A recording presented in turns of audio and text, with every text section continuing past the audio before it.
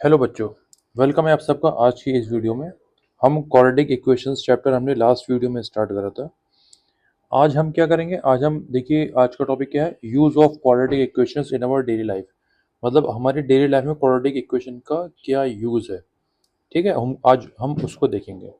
तो हमें जो भी सिनेरियोज होते हैं हमारी डेली लाइफ के, वो वर्ड प्रॉब्लम्स की फॉर्म में दे रखे होते हैं।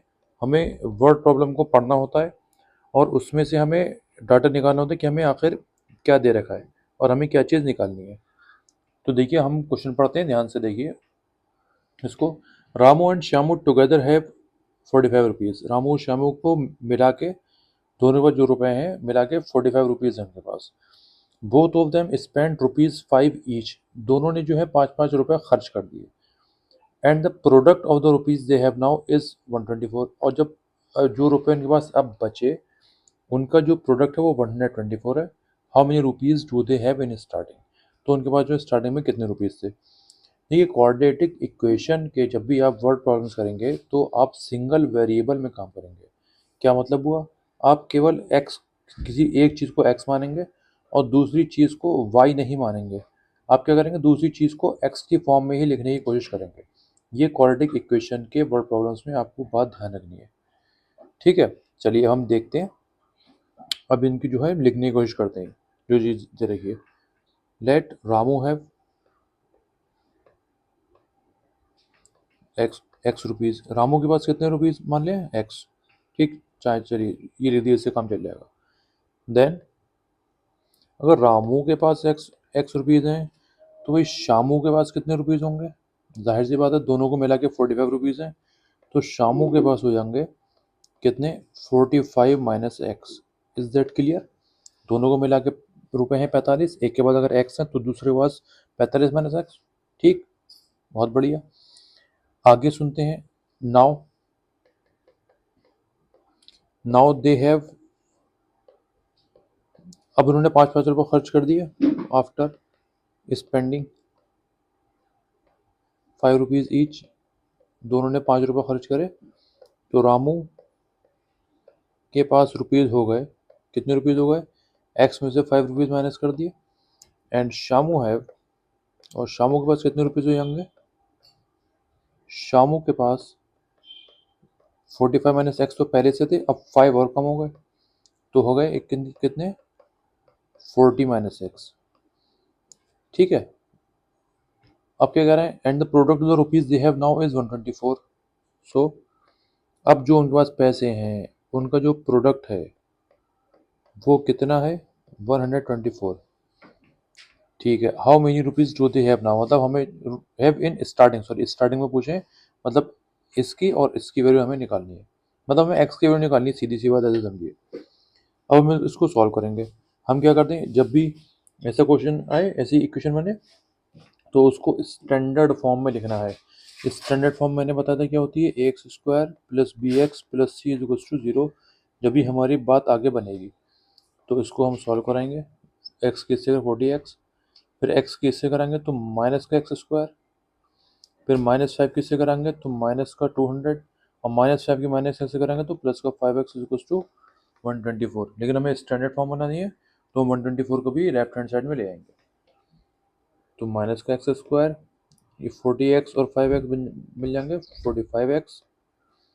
तो -200 तो इधर है और 124 और इधर आ जाएगा, is equals to 0। So minus X square plus 45x minus 324 is equals to 0।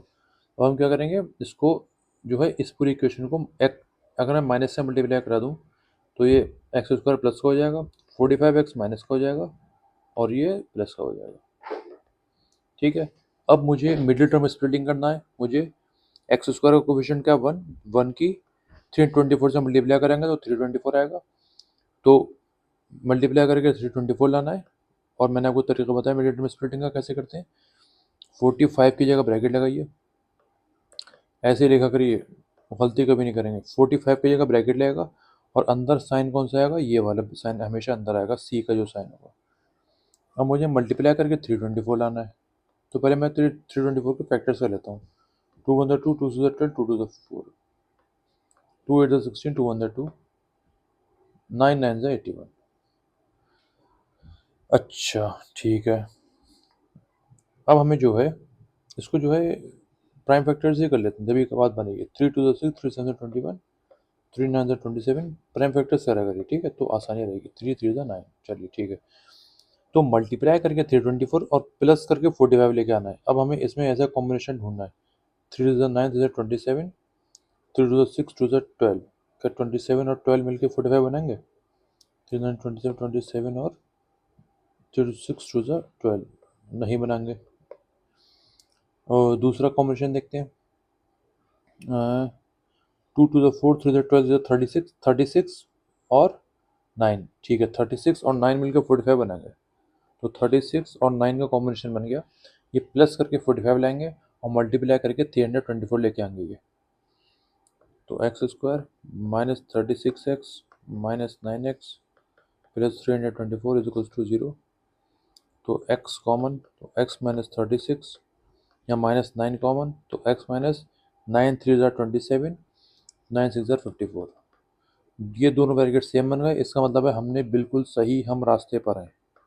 x minus 36 common हो गया अब, तो x minus 9 is equal to 0 हो गया, ठीक है। तो either x minus 36 is equal to 0, या तो x की वैल्यू 36 है और x minus 9 is equal to 0, या x की वैल्यू क्या होगी 9। अब क्योंकि दोनों पॉजिटिव हैं, हम किसी को डिस्कार्ड नहीं कर सकते, हम दोनों एक एक करके लेंगे। तो रामू के हमने माने थे, रामू को हमने माने थे x, तो x हम 36 लेंगे, और शामू को हमने माने थे 45 माइनस एक्स, तो 45 माइनस 36 मतलब 9। एक कॉम्बिनेशन हमारे पास ये आ गया। और दूसरा जब हम 9 ले लेंगे तो रामू के पास कितने हो जाएंगे 9, और शामू के पास जो है वो 45 माइनस एक्स था, मतलब 45 माइनस 9 मतलब 36। ये कॉम्बिनेशन होगा, या तो ये होगा या ये होगा, ठीक है। ये हमारा आंसर है, ठीक। चलिए हमारा नेक्स्ट क्वेश्चन देखते हैं। A cottage industry produces a certain number of toys in a day. एक कॉटेज इंडस्ट्री है। कॉटेज इंडस्ट्री क्या होती है? जो छोटी लेवल की इंडस्ट्रीज होती है हमारे आसपास। The cost of production of each toy in rupees was found to be 55 minus the number of toys produced in a day। मतलब एक दिन में जितने टॉयज प्रोड्यूस होते हैं, ठीक है। तो पहले इसको लेट कर लेते हैं। Let the number of toys produced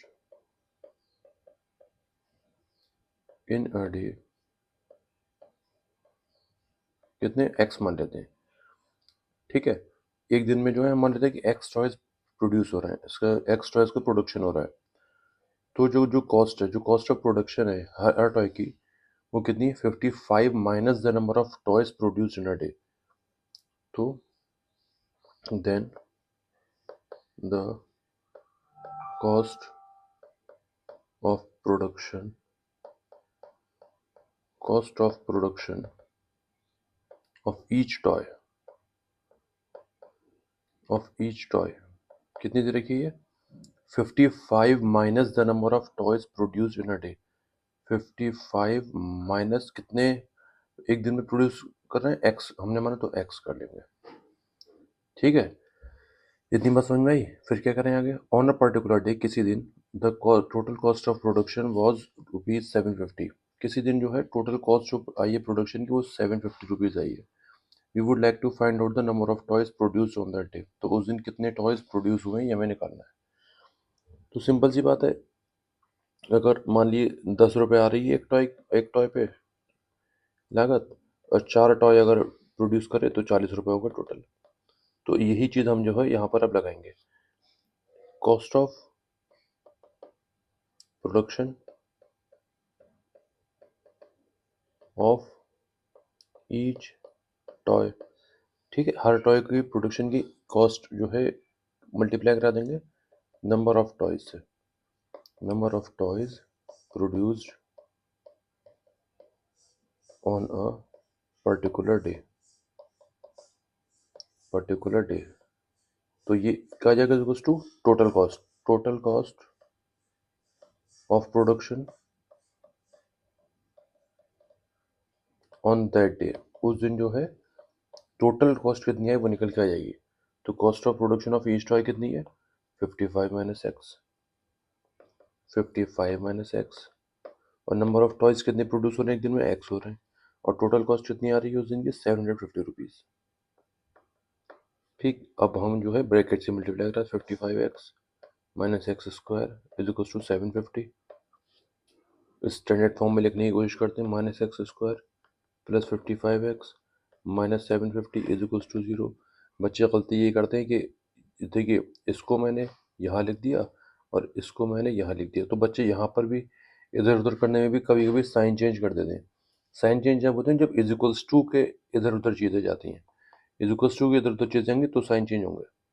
ठीक है, इज इक्वल्स टू के सेम साइड में चीज़ें अगर आगे पीछे करेंगे तो साइन चेंज नहीं होते। जैसे 2 प्लस 4 इज इक्वल टू 6 है, 4 को मैं अगर इधर ले आऊँ और 2 को आगे ले आऊँ तब भी तो एक ही बात है।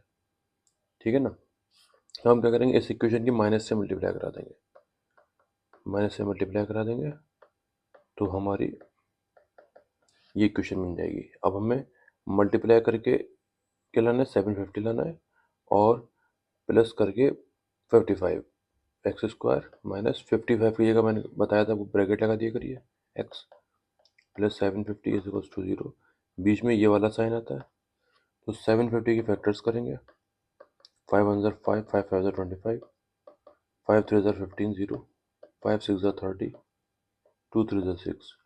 तो ऐसे कॉम्बिनेशन बनाएंगे कि 750 आ जाए, 750 तो आ गया, अब 55 आ जाए, 5 5 25, 25 की अगर मैं 2 से कराऊँ तो 50 हो जाएगा, और फिर 15 बचेगा तो ज़्यादा हो जाएगा, तो 3 2 6 5 30, 30 और 5 5 25, 30 और 25 का कॉम्बिनेशन बन जाएगा, 30 और 25 x square minus 30x minus 25x plus 750 is equals to 0, x common, x minus 30 minus 25 common, x minus 25 3 are 70,